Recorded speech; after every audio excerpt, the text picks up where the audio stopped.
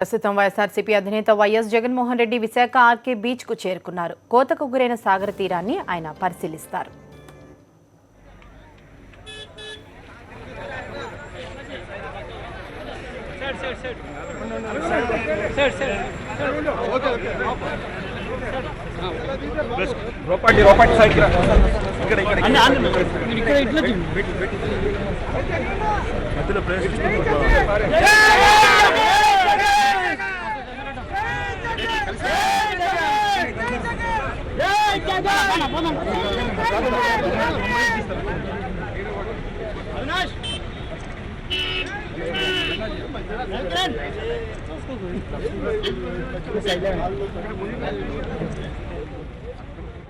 విశాఖ తీర ప్రాంత కోత గురవుతున్నటువంటి ప్రాంతాలు కొద్దిసేపు క్రితమే వైఎస్ఆర్ కాంగ్రెస్ పార్టీ అధ్యక్షుడు వైఎస్ జగన్మోహన్ రెడ్డి తిరగడం జరిగింది. ప్రధానంగా తీర ప్రాంతాన్ని యోజిస్తున్నటువంటి ఏదైతే ఐఎన్ఎస్ పురుషుర సబ్మెరైన్ మ్యూజియం ప్రాంతాలతో పాటు రామకృష్ణ బీచ్ లో వందల మీటర్ల మేర పూర్తిగా ధ్వంసమైనటువంటి బీచ్ ప్రాంతాన్ని ప్రస్తుతం జగన్మోహన్ రెడ్డి పరిశీలిస్తున్నారు. దీంతో పాటు ఇక్కడ ఈ కోరివేత గల కారణాలను స్థానిక నేతలు వైఎస్ జగన్మోహన్ రెడ్డికి ఇప్పటికే తెలియజేయడం జరిగింది. దీంతో పాటు ప్రత్యక్షంగా ఐఎన్ఎస్ పురుషుర సబ్మెరైన్ మ్యూజియం కి అనుకుని ఉన్నటువంటి ప్రాంతం అయితే ఒకవైపు వన్ వే పూర్తిగా ధ్వంసమైంది.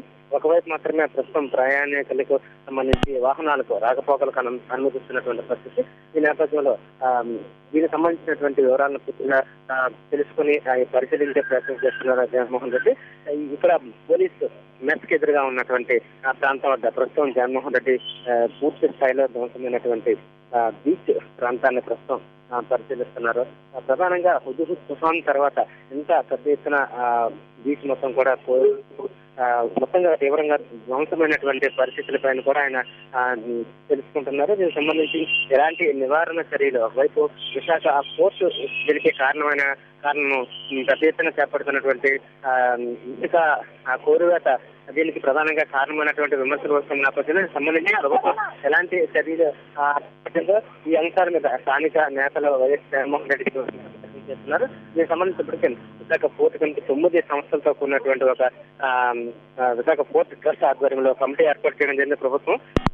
ఈ నెలాఖరులోగా దీనికి సంబంధించినటువంటి ప్రాథమిక నివేదికను కూడా సమర్పించాల్సింది. ఈ తర్వాత దీర్ఘకాలికంగా తీసుకోవాల్సినటువంటి చర్యలు పూర్తి స్థాయిలో విశాఖ పోర్ట్ ట్రస్ట్ ఆధ్వర్యంలోనే ఏర్పాటు చేస్తున్నట్టు కూడా ప్రభుత్వం ఇప్పటికే ప్రకటించింది. ఈ నేపథ్యంలో తాత్కాలికంగా ఏదైతే మట్టి అదేవిధంగా కొండరాలను వేసి ఆపే ప్రయత్నం చేస్తున్నప్పుడు కూడా ఇది ఏ విధంగానూ పనిచేయనప్పటికీ ఆంధ్ర యూనివర్సిటీకి సంబంధించినటువంటి భూ భౌతిక పరిశోధన శాస్త్రవేత్తలు స్పష్టం చేస్తున్న నేపథ్యంలో మరోవైపు కాకినాడ సమీపంలో ఉప్పాడ వద్ద కూడా జియో ట్యూబ్స్ ఏర్పాటు చేసినప్పుడు కూడా ఏ విధంగానూ అక్కడ సముద్రపు అలల దాటికి అది పూర్తిగా కొట్టుకుపోయినటువంటి పరిస్థితి. ఈ నేపథ్యంలో ఈ విధమైనటువంటి ఈ పద్ధతి ద్వారా ఈ వేతనం ఆపలేమని చెప్పేసి చెప్తున్నప్పుడు కూడా తాత్కాలికంగా ఇప్పుడు చేపడుతున్నటువంటి చర్యలను జగన్మోహన్ రెడ్డి పార్టీ విశాఖ జిల్లాతో పాటు ఉత్తరాంధ్ర జిల్లా పార్టీ నేతలతో మనం పరిశీలిస్తున్న పరిస్థితి. ఒకప్పుడు